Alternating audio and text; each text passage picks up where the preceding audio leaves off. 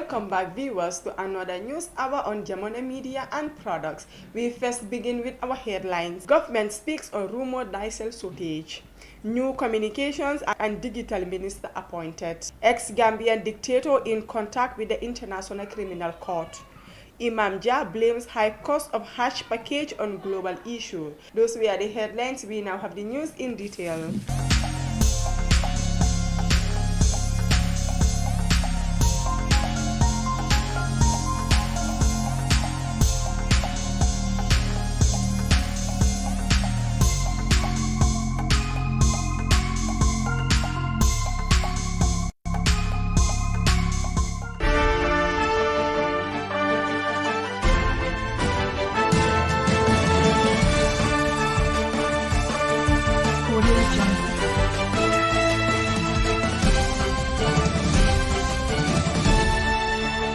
The Minister of Petroleum and Energy has described as false rumors of an impending diesel shortage in the Gambia. There were persistent rumors, mostly on social media, about a looming 7-day diesel shortage, which has visibly pushed people to stock the product in the last few days. However, a statement on Thursday from the ministry, and there is no author of truth in the rumors, as there is enough diesel and no shortage is imminent.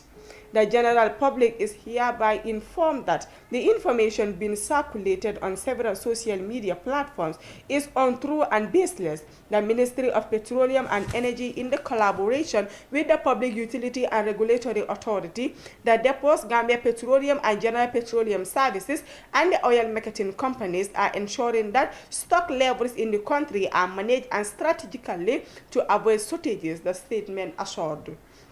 It added, contrary to the claims being circulated, the government and OMCs have agreed on the fuel prices being set monthly.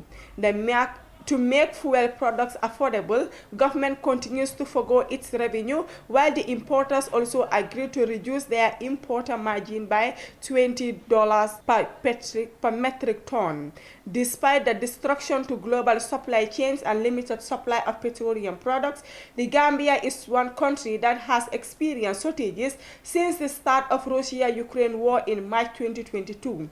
The government will continue to do everything in its power to ensure that fuel products are available in the country. After nearly 2 months of waiting, the President Adama Barrow has finally appointed a minister for the newly created Ministry of Communication and Digital Economy. A statement from the seat of power Friday announced Usman Ba as the new minister. In May this year, while announcing the new cabinet after his election, the president recoupled the Ministry of Information and Communications Infrastructure. Ibrahim Asilla, who was Information Minister, was moved to works while Queen Jammeh replaced him. The new Minister of Communications and Digital Economy has since been vacant, with Ibrahim Asilas overseeing it. Usman Ba, whose appointment took effect on Friday, 24 June 2022, was the Chief Executive Officer of the Indian Institute of Hardware Technology, Gambia Limited. Mr. Ba has over 20 years of corporate work experience at the executive level in the telecommunications and fintech industries. He served in managerial and executive positions and became division executive leader of Heartland Payment Systems, managing director of PO Energies, and vice president of Bank of America Small Businesses. Mr. Ba holds a bachelor's degree in information technology from the University of Phoenix in 2004, an MSc in systems and networking management, and MBA in the business administration from the Golden Gate University of California. A press release from the State House said. After Mr. Ba's appointment, the president has just one more vacant ministry, the Ministry of Trade, which Finance Minister C.D. Keita is overseeing. Yahya Jammeh, ex-Gambian dictator who ruled the country with an iron fist for 22 years, is currently in touch with the International Criminal Court (ICC) in relation to serious allegations of human rights violations, including murders, extrajudicial killings, disappearances, and tortures.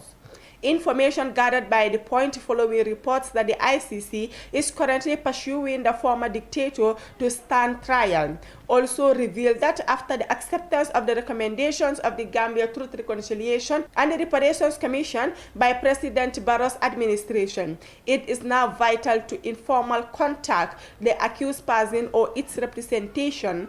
Of course, if the suspect is available, he would be transferred to the ICC. Nonetheless, the official who is familiar with the matter, including all the allegations, also noted that Yahya Jammeh, who went into hiding in Equatorial Guinea, is yet to respond. His prosecution is the only way to reconcile and reunite Gambians, and not any form of covering or with whitewashing.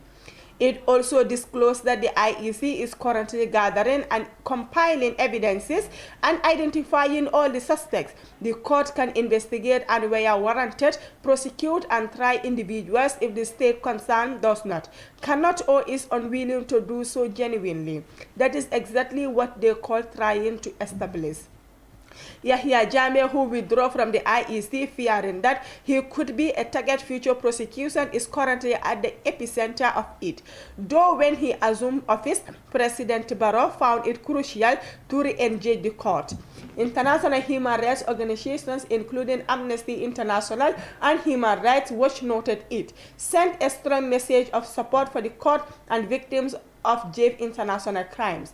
UN Secretary General Antonio Guterres comments the Gambia decision to join the ICC and remains confident that state parties will continue to further strengthen the court through a constructive dialogue. This European Union also applauded the decision by President Adama Barrow to honor a pledge made during the election campaign. EU added that the IEC embodies universal norms and values.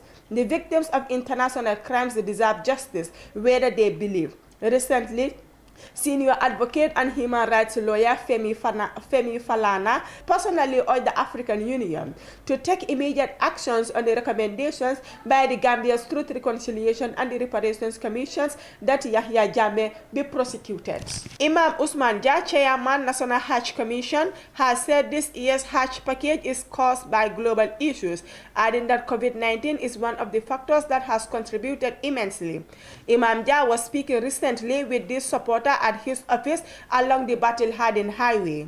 He said this year's Hajj has different packages, and all these packages are in the hands of the operators. Whether it is high or not, he said, depends on the services that the operators provided. He added that the National Hajj Commission shows its concern about these packages, and it went further to scrutinize all packages to see what is necessary and realize that the office did a good job in that regard. According to him, countries like America and Europe have a new system this year which they did not have before. So due to that system, many of them withdrew from going to Mecca. So all what people are talking about these high packages are social media issues, and they spread many information that are baseless. The cost of some hotels in Saudi is even more than the whole Gambian package, he said, adding that his office is very keen to protect the rights of pilgrims, and they would not only allow any operator to take advantage of these pilgrims. Those were the stories for our today's newscast. But before we take a leave of you, let's take a recap on our top stories. Government speaks on rumored diesel shortage. New communications and digital minister appointed. Ex-Gambian dictator in contact with the International Criminal Court. Imam Jah blames high cost of Hajj package on global issue. Those were the stories. Thank you for joining us with your presenter, Maria Magillen. Do have a nice day.